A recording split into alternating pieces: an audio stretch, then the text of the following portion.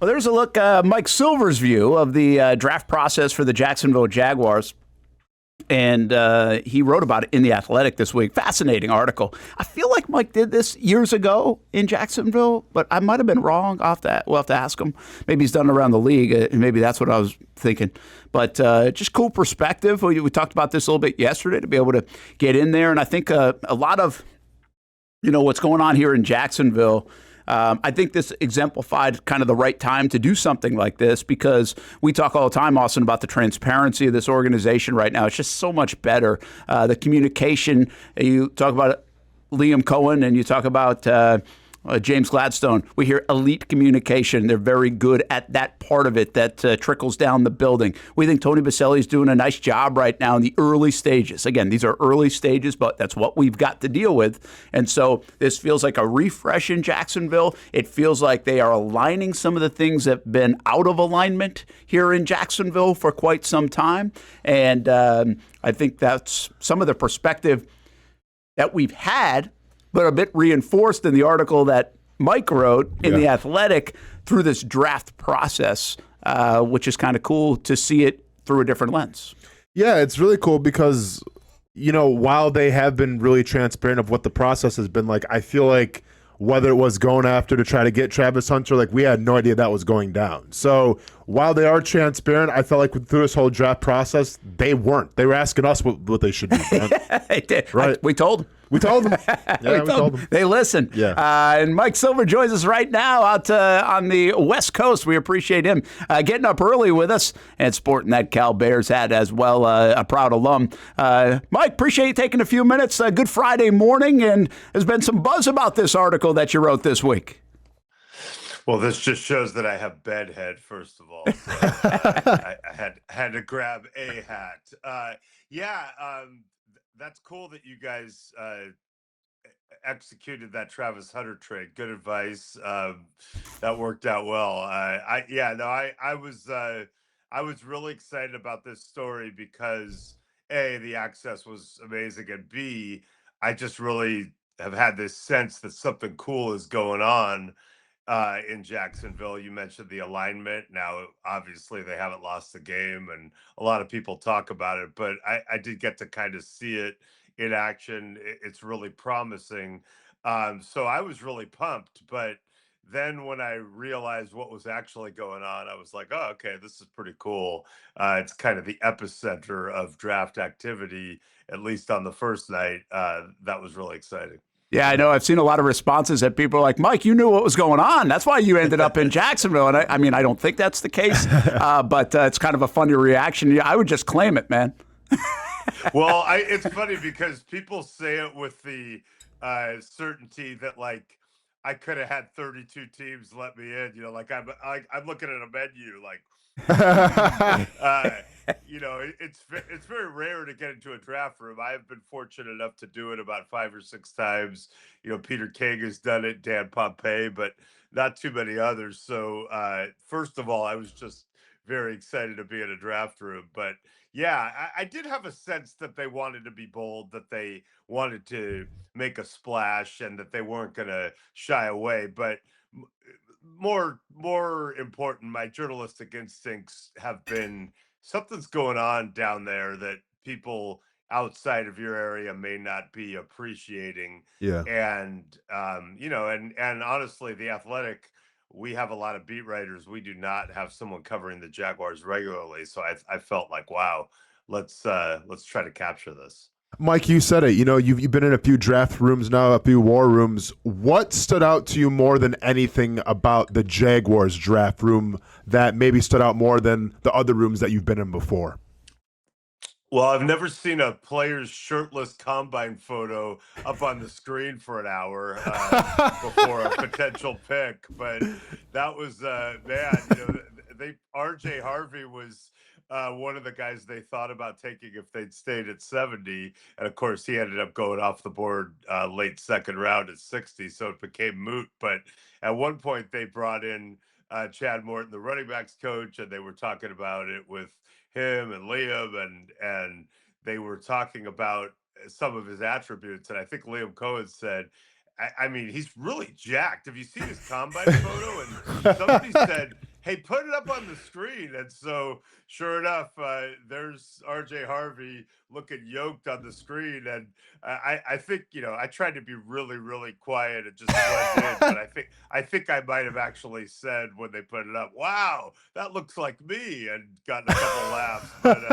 But yeah, the best part was it stayed forever, like until like after Harvey went off the board. They're like, let's just take it down. And they did love Tootin, who they took in the fourth Yeah. round, so it worked out fine. But it was pretty funny. Yeah, Mike Silver with us from The Athletic. Spent some time in a lot of time in the Jags draft room last weekend. It's interesting that you go to RJ Harvey there, and that anecdote that you also include in the article, but they were going to take Ashton Genty if they didn't trade up and the trade didn't work out with Travis Hunter. And then RJ Harvey was on their board. Denver takes him. And then they had another option at that next level down with Tootin. Mike, we think they have some pretty good backs here in Jacksonville with Travis Etienne and Tank Bigsby. We also thought they could elevate the room. It's pretty clear, though, that they wanted to elevate the room in some way, shape, or form, having those three guys pretty much on their radar. Did you get that sense all along that this is a part of a Liam Cohen offense that he can elevate even with a couple of good backs in the room already?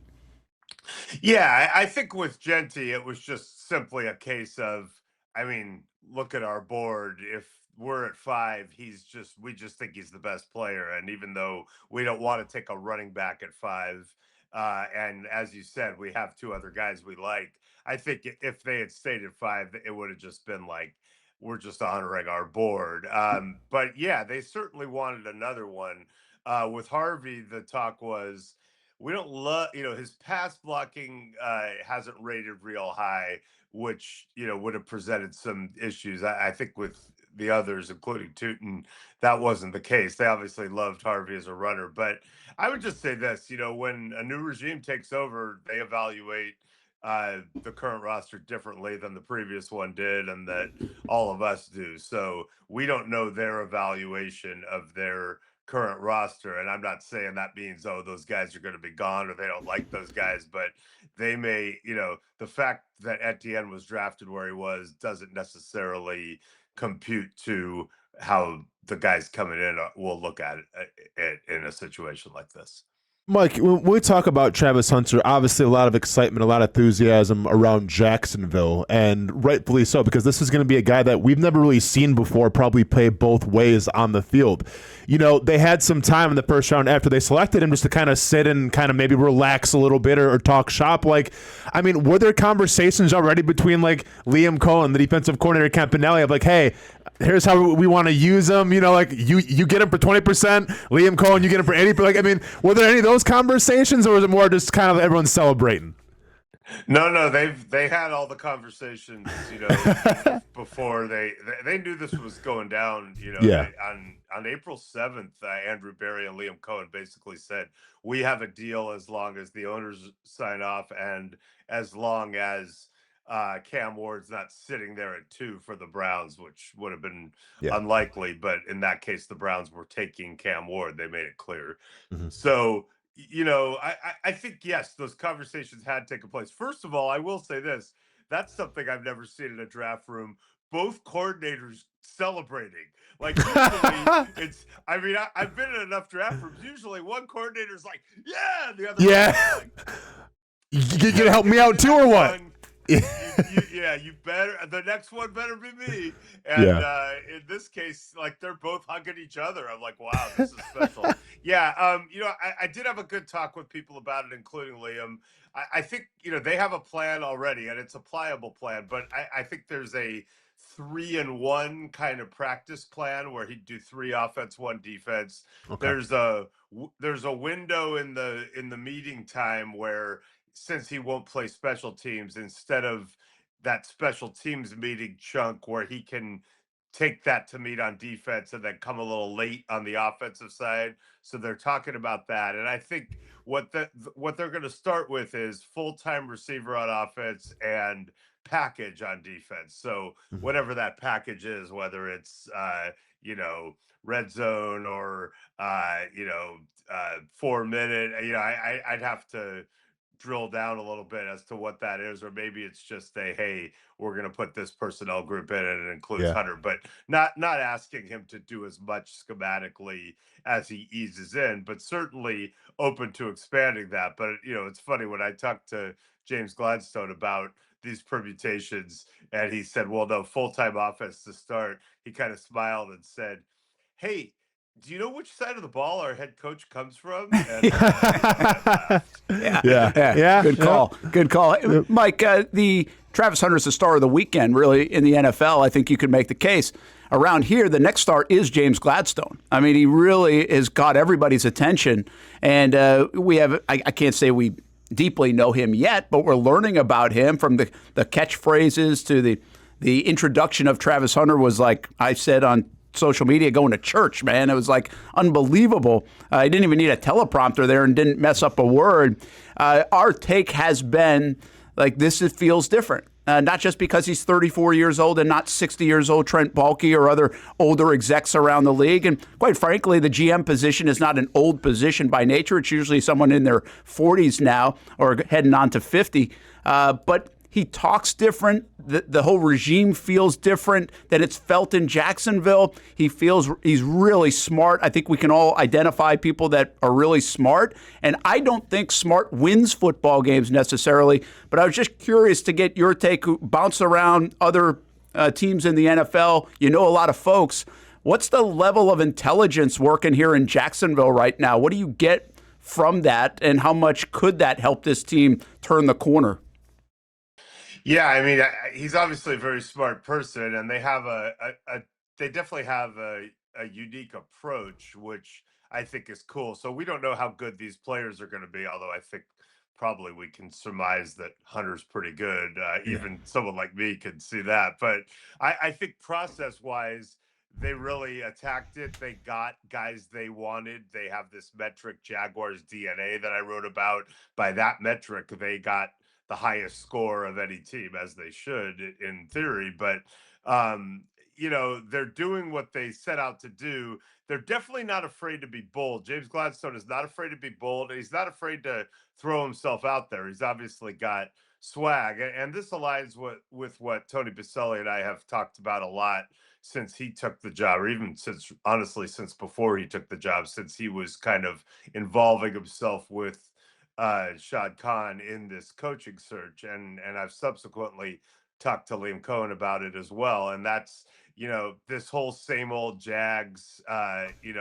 We're not doing that. We're changing it, and a lot of people talk that way. But I think when Boselli says it to me, I really feel it in here, because I remember covering those teams and the audacity, and a lot of younger people, even in Duval County, may not understand. Like, they were an expansion team. Tony Boselli was the second pick of the 95 draft. They were supposed to be dead meat. And, they struggled that first year, but they kind of had an edge to them. And that second year, they went into Denver in the playoffs, beat the top seeded Broncos, beat them badly. That was a Broncos team that won the next two Super Bowls with Mike Shanahan and John Elway and Terrell Davis. They roughed them up. They were the AFC Championship game in year 2. They hosted it in year 5 with the Titans coming in and upsetting them. But in a loud, jam-packed stadium that was the epicenter of the NFL universe. So there's nothing shy about the early incarnation Jaguars. And so when Tony Boselli looks me in the eye, and he's like, "Yeah, we're done with this whole meek, the like we're coming to take people's lunch money, essentially." I feel that. And so if Tony has excitement about James Gladstone and Liam Cohen, I feel excitement. And then watching them work and seeing the alignment, granted they have not lost the game together yet, but seeing the alignment, seeing Tony Boselli give up his draft crush, an LSU tackle who went 2 spots later because the consensus was we're taking Wyatt Milam in 89. Seeing James Gladstone really solicit Liam's visceral opinions before a pick and really want to feel that. I really felt like it was a cool, different thing going on, which was what attracted me to the story in the first place. Mike, it's my favorite part of the article about the Boselli anecdote in there about and falling in love with it, but them not going with it. And just to give you a little quick background, I wrote an article too. Dude can't resist, Mike. We pumped this article. We've been on the article tour now for the past 3 years trying to pump this thing. Yeah. Hey, writing is hard, man. Oh yeah.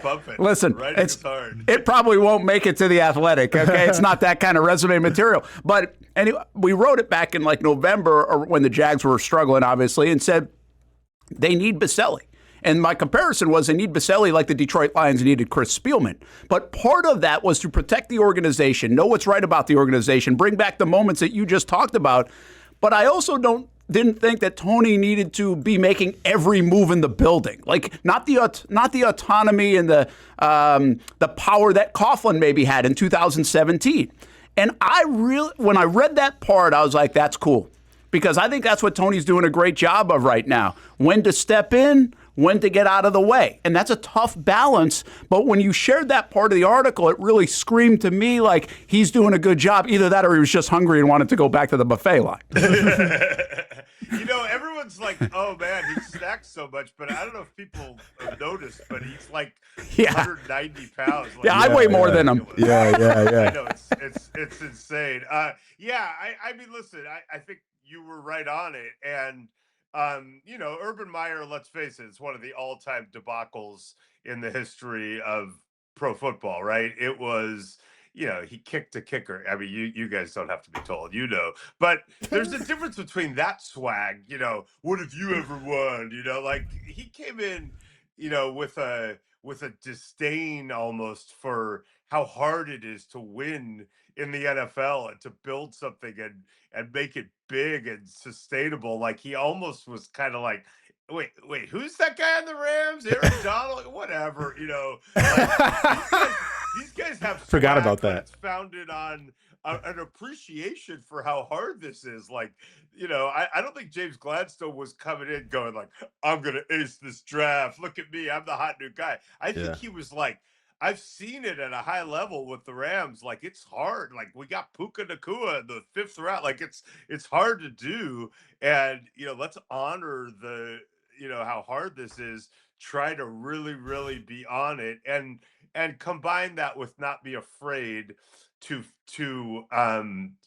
go with our conviction. And then I think the thing you alluded to is he's very good at communicating that and conveying that in a way that hopefully has the fans fired up. It's not going to win any games to have a GM who's good on the podium, but it does. I do think there's a branding and a galvanizing that can be worth something in the end. And best of all, I just think that building, it's not quite the Prague Spring for you really old people like me, but it feels very it feels a lot like it's very refreshing inside the Miller Electric Center, which, by the way, I had not visited. That tells you all you need to know about how the Jags have been. I had not even been in the building. I was like, wait, don't I just walk into the stadium by that big Jaguar? No. I had been to Daly's. I saw Counting Crows play there. There you go. Okay. There you go. There we go. Hey, Cool. Mike, we're growing up, man. You got a Four Seasons across the street. I mean, don't worry, the draft will be here soon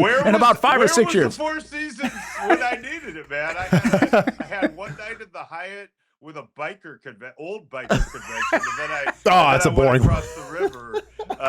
And listen, man, I wasn't in my room that much. It worked out fine. Fair enough. Mike, you have the opportunity to put to bed now one of the biggest conspiracy theories going around Jaguars fan bases, all right? And this started with me about 2 or 3 weeks ago when I shut the blinds. I went into full conspiracy mode. I had the paintings and the papers on the wall, and I'm trying to break things down. The phrase is intangibly rich, a phrase that James Gladstone uses all the time. I think it's about production. Brent thinks it's about just, intelligence and IQ. You were in that room for a while. Did the phrase intangibly rich come up? And if it did, for the love of God, Mike Silver, please put this to bed so we can stop debating it. What does intangibly rich mean? Wow, I wish I had drilled down harder now if I knew that it was gonna I will in the story. One instance is Tony Boselli and I were talking about those Jags teams, Mhm. that I alluded to in the mid to late '90s that came in and he was making the point. I think like we weren't the most talented team, and then he said, "But we were."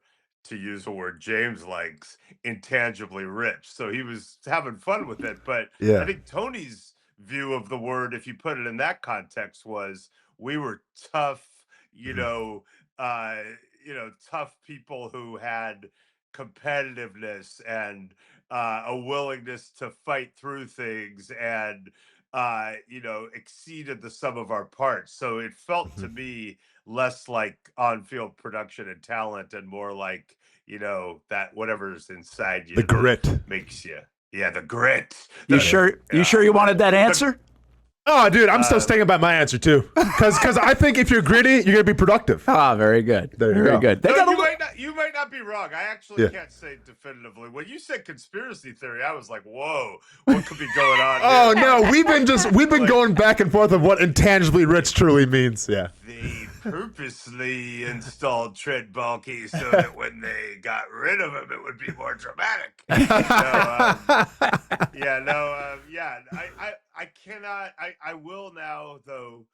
Next time I talk to Tony and James, try to get an actual, like, full definition of it for my own Appreciate it. Don't purposes. say it was my idea though, Mike. Just say this is your own research and everything. Don't mention my name. You got it. I got you. But I might mention the article from November now that I realize please, hey, somebody had this like months beforehand. please do. Or Sean like is a big fan of however many clicks you got. Apparently, Sean was one of them. Sean read it, no doubt. Hey, hey, Mike. I Clearly, don't listen. We go until 1:00. I could keep you all day. Out of respect for your Friday, I don't want to do that. So let me play a little bit lightning round, if I could, with you. Did you leave anything out, which you probably left a lot out of the article, that you kind of wish you got in? huh?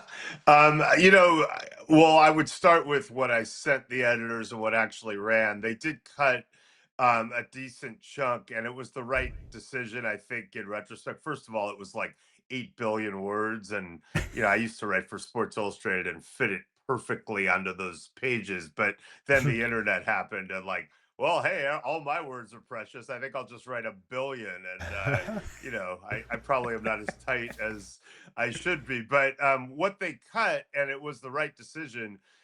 They got into the war room faster, but I had a big chunk of, uh, you know, what happened from basically Liam dropping out of the coaching search to the hiring of Gladstone, because I thought nationally that story was part of the story, and I wanted to bring everybody up to speed. So to you guys, it wasn't, Gotcha.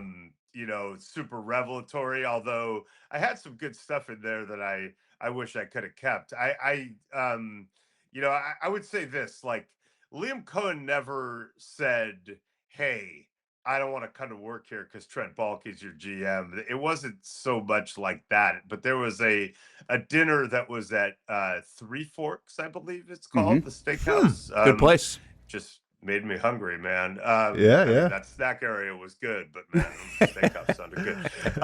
Yeah, and so Liam, I think, told them on a Tuesday, and the news dropped Wednesday morning. Hey, I'm out. I'm staying in Tampa, and that was a whole weird thing. The pressure from Tampa, and Liam's going through this, and Tampa kind of pushing him into a corner that the rules don't dictate he should have to be in, and so Sean then arrives at the decision on his own, not because Liam Cohen says, "I need to do this." That never came up. But Sean's just kind of like, okay, I want a full reset. And he decides he's going to get rid of Trent. Well, there was supposed to be a dinner that night with Trent, Mark Lamping, the president, and Tony Boselli, who was at the time an advisor, and Sean.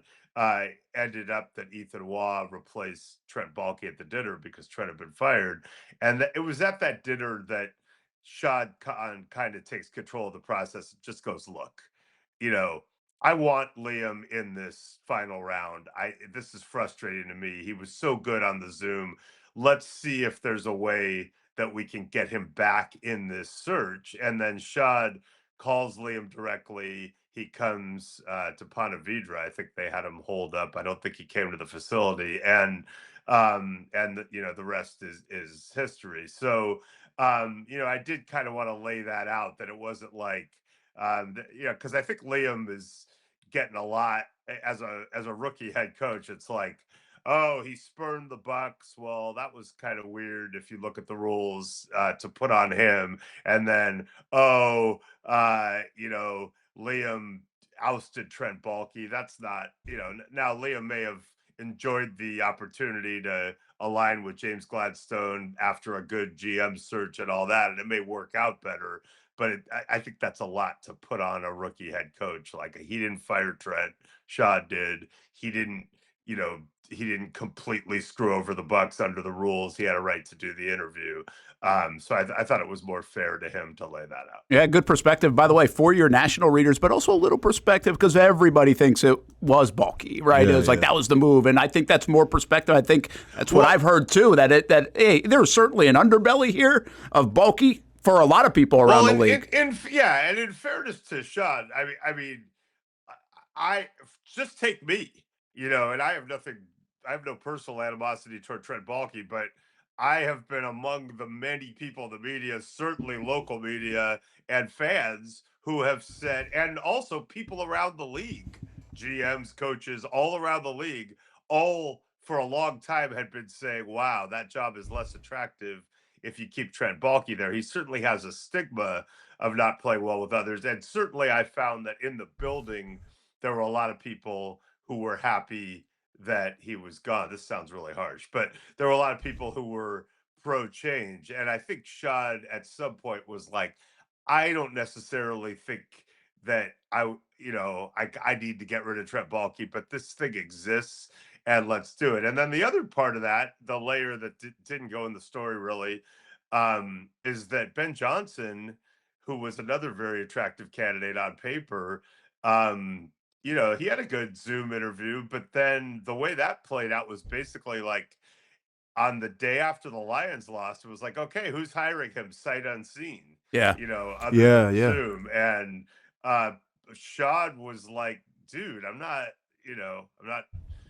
committing $60 million or whatever and making that decision when we've never even met. I'll get on a plane and meet him right now. But and I think the Raiders were very similar. The Bears were like, yeah, man, whatever. In fact, we'll give you 65 million and whatever.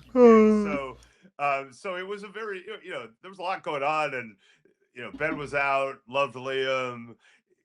Trent was kind of hanging around. I think Shaw was just like, okay, fine, let's tear it down and see if we can build it back up. Great stuff. The only other one I got really, I could ask you a lot about the business side of it, but maybe I'll do that off camera about even getting in the room, because I'm fascinated by that and the trust that goes into that as well, but also the transparency of this organization. I think it exemplifies. They allowed that, and they weren't afraid to share a lot of things in your article that I'm not sure a lot of teams would be like, oh yeah, tell them we wanted R.J. Harvey, right? And that kind of stuff. Like, that's pretty good stuff. But the play call sheet is fascinating to me. The way he sets up his board.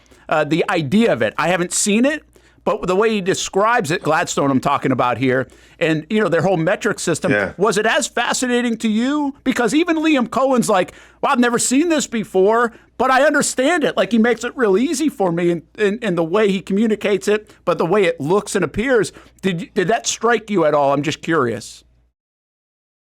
I didn't understand it per se, except for there were columns by position and it was top to bottom. So like, even I did go to Cal, so like, I get, like, if it's higher up, I think they want it more. And I will say this, there was a big gap, for example, between Ashton Gelati, who was the other guy they were kind of targeting in that 70 range, who went 66, it turned out.